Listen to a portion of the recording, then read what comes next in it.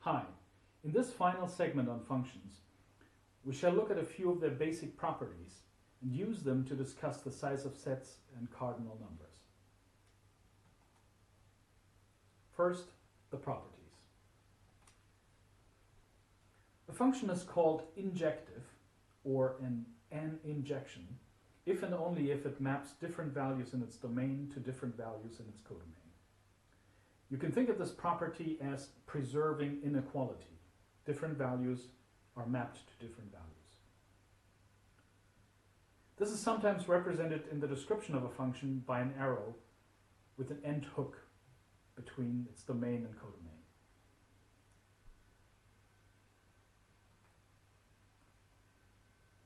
A function is called surjective, or a surjection, if and only if it maps to its entire codomain, which we can express by saying that the image of its domain, which is the set of all values it maps to, is equal to its codomain.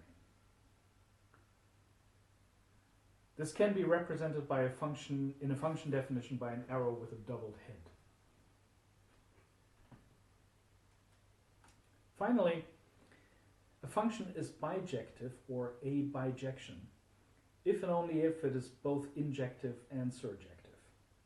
A function like this is basically constructing a pairwise, complete one-to-one mapping of everything in its domain to everything in its codomain. The notation for a bijection is a double-headed arrow between domain and codomain.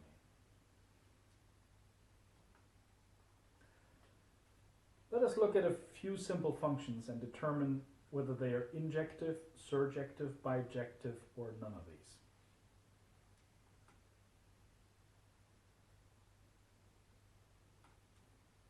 And these are the answers.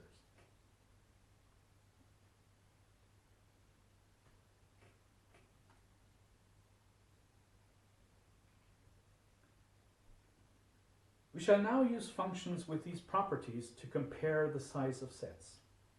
This might seem a bit redundant.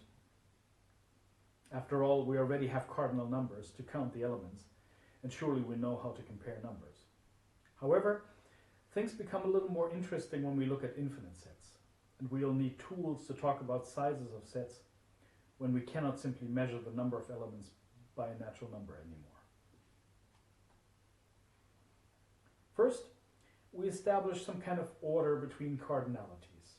We say that the cardinality of a set A is less than or equal to that of a set B if there is an injection from A to B. Check that this conforms with your intuition for finite sets.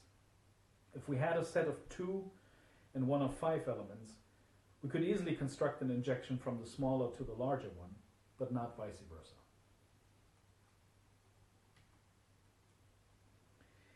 This might seem trivial or somehow the wrong way around, but what we're doing here is extending the intuition about set size from finite sets over to all sets in general, using the concept of injective function as a tool.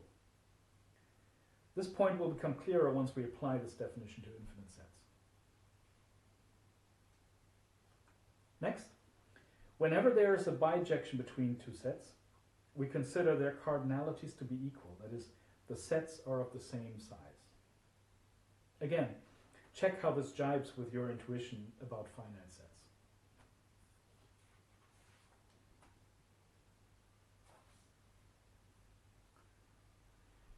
Sets between which there is a bijection we therefore consider to be of equal size, or equinumerous. We write this symbolically with a tilde between the sets.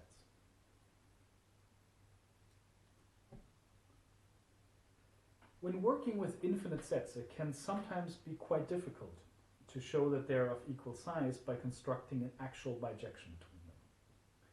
In such cases, the so-called Cantor-Schroeder-Bernstein theorem, or CSB for short, comes to our rescue. It says simply that whenever there are two injections in opposite direction between two sets, then there also exists a bijection between them, and therefore they're of equal size. Again, think about how this connects to your finite intuition.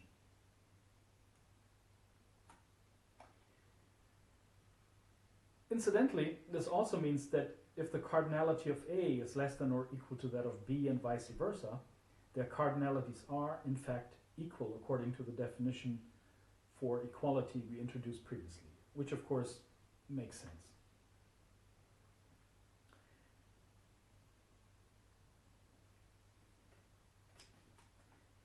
It is important to point out that what this theorem tells us is that there is such a bijection. It actually does not tell us what that bijection is or how to construct it. In other words, CSB is not constructive.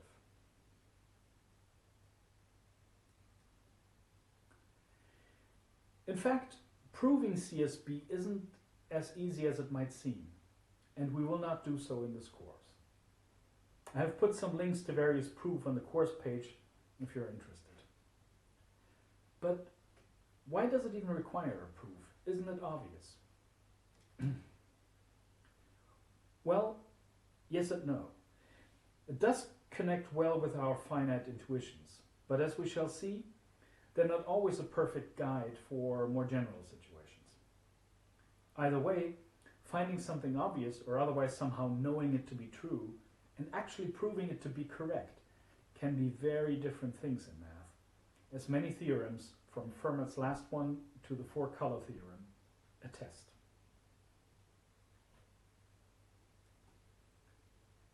Now, if you consider the cardinal numbers and the order and equality we established using injections and bijections, what property of that order relation is established by CSP?